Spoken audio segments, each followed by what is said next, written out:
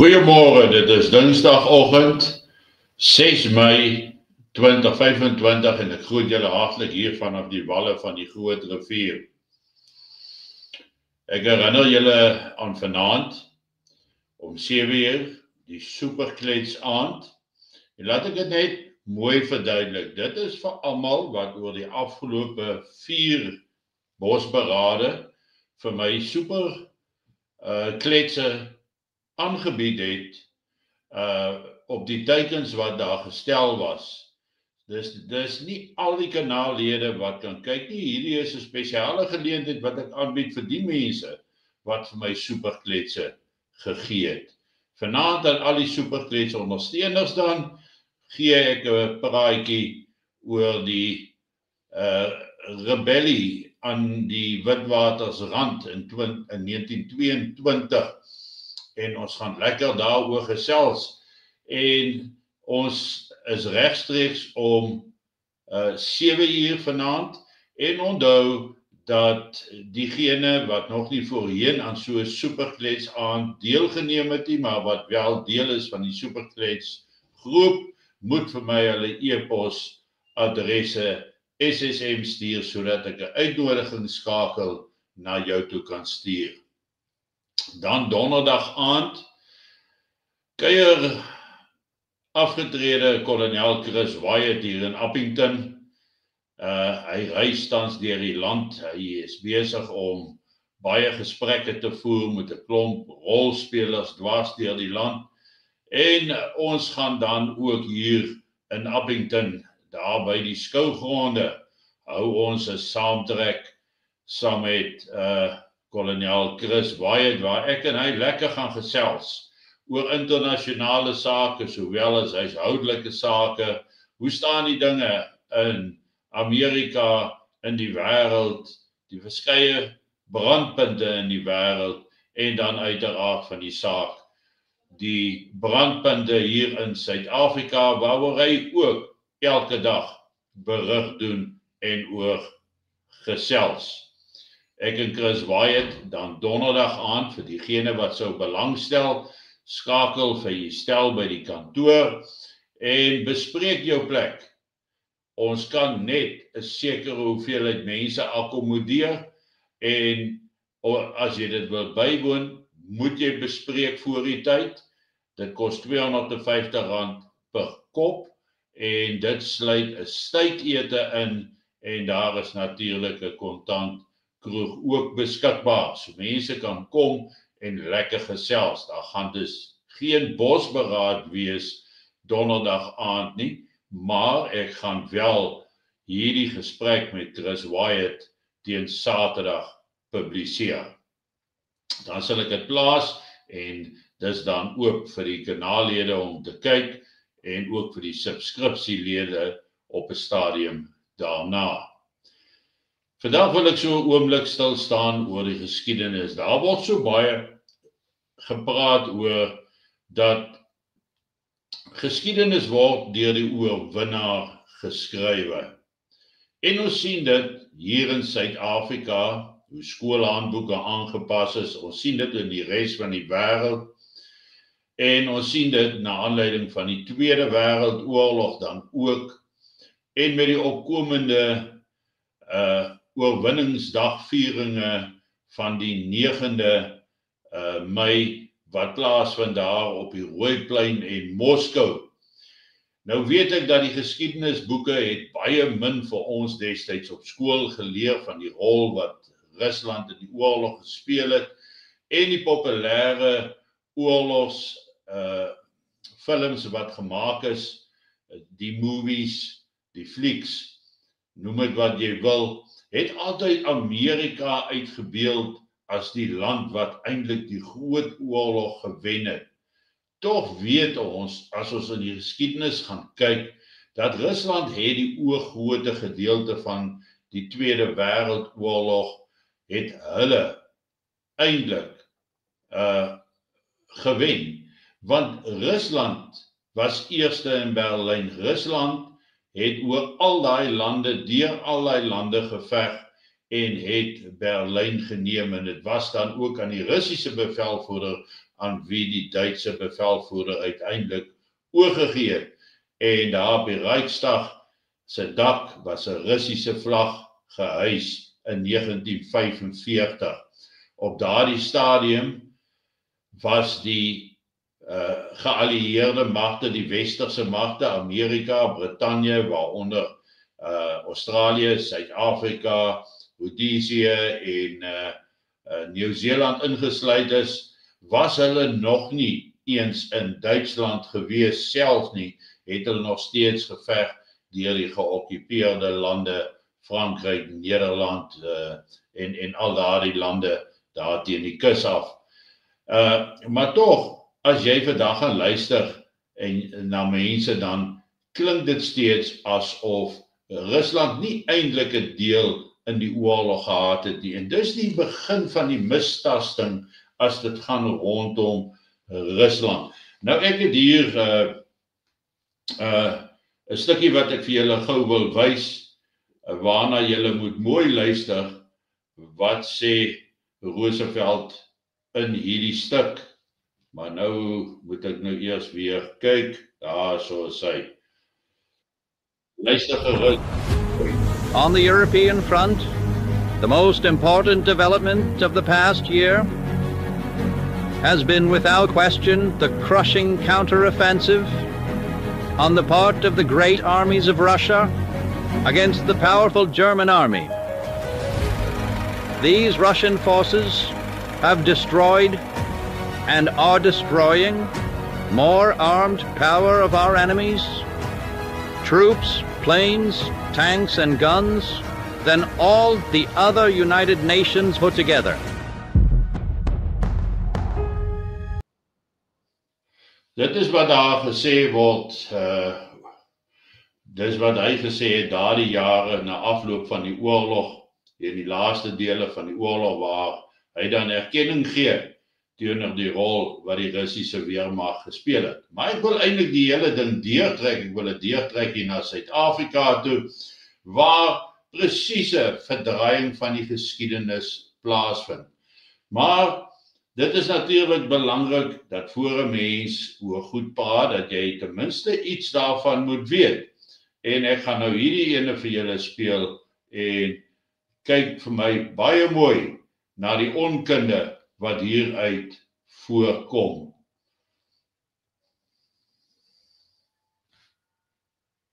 Come with the right intention, as they did in 2000 years ago, by the person named Van Riebeeck.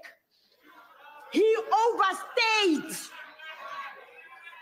Our problems started in 1913 when our Jan van Riebeeck came and took our land from our grandfathers. And the ANC come with the right intention, as they did in 2000 years ago, by the person named Van Riebeeck. He overstayed.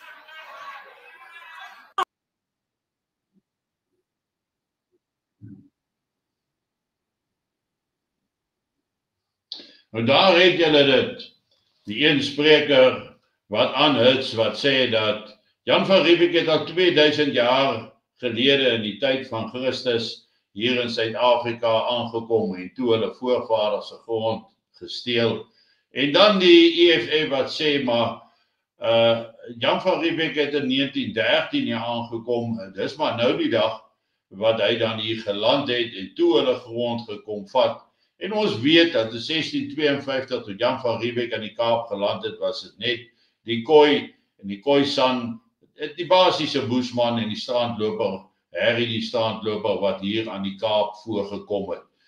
Die swart man self was op daai stadium nog nêrens in Suid-Afrika op enige van die grondgebiede teenwoordig nie en was besig om suidwaarts te beweeg as gevolg van interne striwelinge en onderlinge twis daar in Sentraal-Afrika waar die swart man oorspronklik vandaan kom. Nou hierdie dinge word so verdraai, maar dit maak my bekommerd dat mense op hierdie tipe van valshede hulle hele opinie baseer. En dit hou 'n groot gevaar vorentoe in, want onkunde is gevaarlik. As jy nie kennis dra van 'n onderwerp nie, is jy so vatbaar vir waninligting en waninformasie. En ek sien op X hoeveel mense probeer die regte informasie deurgee, die regte inligting deurgee, die regte historiese feite deurgee ten opsigte van die situasie in Suid-Afrika.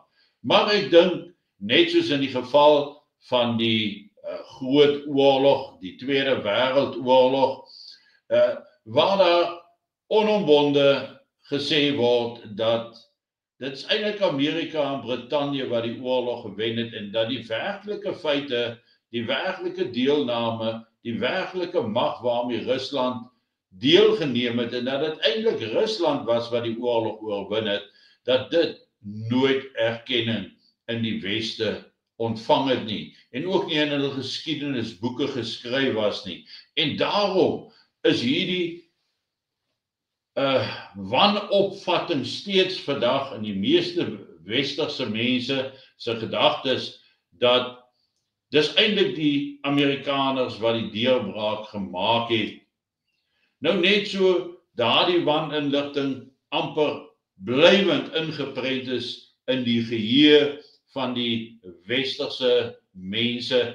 Net so is dit wat hierdie twee lede propageer van Jan van Riebeeck, wat die een sê het 2000 jaar gelede hier in die Kaap geland, en die ander een wat sê in 1913 het hulle hier geland, of so iets in daai voege, dan sê dit vir my dat ons nie hierdie onkunde ontslaaf van gaan raak nie. En jy moet jou vra, as jy luister na Fikile Mabula, wat reken dat daar geen townships met elektrisiteit was voor 1994 nie, wat absoluut onsin is. Daar was altyd hierdie geweldige groot spreiligte versprei gewees, en Soweto het krag gehad. Dis alles goed wat hulle nou verkondig en wat mense wat nie daardie tyd gelewe het nie, onvoorwaardelik glo. Nou moet julle ook aanvaar dat al hierdie blaam wat geplaas word op hierdie blanke minderheid in Suid-Afrika geglo word, dat daar geen twyfel in die jong gemoedere van die massas is ten opsigte van wie is die skuldiges ten opsigte van die toestand in Suid-Afrika nie. En dis daardie blaam wat op die ou einde, wanneer daar woedende honger mense die strate invaar, wat gaan opvlam en die teiken van ons as 'n minderheid gaan maak. Ons gaan nie daardie persepsies verander kry nie. Nie in hierdie leeftyd nie en nie in 'n volgende leeftyd nie. Want daar is nie dieselfde mate van opvoeding, kennis, kundigheid en die wil om die waarheid te praat nie. Dit gaan daaroor om hulle eie agendas te bevoordeel. Net soos Amerika destyds in die na Tweede Wêreldoorlog era homself gevestig het as die leier van die wêreld, die westerse wêreld, omdat hulle Duitsland verslaan het.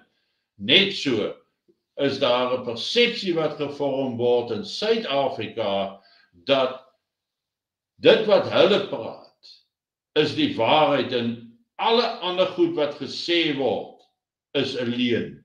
En dis hoekom hulle die geskiedenisboeke letterlik op skoolvlak herskryf, waar daar blaatante waninformasie verkondig word, sodat eendag vorentoe niemand meer enigiets anders sal glo as die snert wat verkoop word nie. Maar in die proses raak ons 'n groter teiken en raak die situasie vir jou en vir my 'n meer gevaarlike situasie in Suid-Afrika. En dit is hoekom ek sê, dit help nie petisies, versoekskrifte om 'n beter polisiemag daar te stel, 'n beter weermag daar te stel. Hulle glo hulle is die beste, die sterkste, onoorwinnelik. en alles wat daarmee saamgaan, en niks wat enige iemand voorstel of sê gaan daardie persepsie verander nie. En dis die realiteite en dis die feite op die grond en dis hoekom ons onsself moet voorberei vir 'n erge situasie wat in Suid-Afrika gaan ontstaan. En dit gaan eerder gouer wees as later. En ek en Chris Wyatt sal daaroor spesifiek ook praat, want hy self het onlangs gesê, daar is 'n duidelike rassespanning opwaartse neiging in Suid-Afrika sedert sy vorige besoek wat 6 maande gelede was. So ons kan onsself maar voorberei vir erge dinge, groot opofferinge, groot uitdagings wat ons moet kom. En daarom werk ons by SBB so hard om ten minste 'n werkbare plan daar te hê waar volgens ons kan optree om dan 'n magseenheid te kan vorm.